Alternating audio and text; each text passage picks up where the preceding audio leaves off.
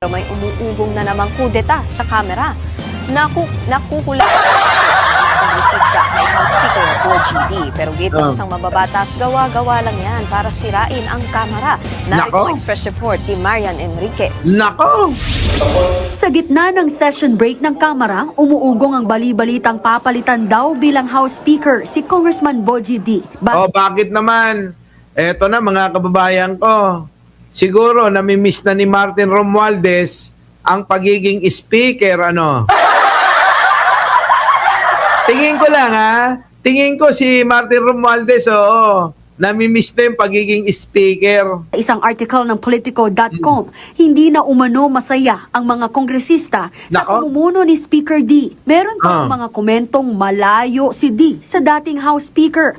Nako, mga kababayan ko. So para bang sinasabi nila mga kababayan na ibalik natin si Martin. Kasi nung si Martin, maligaya lahat ang mga kongresista.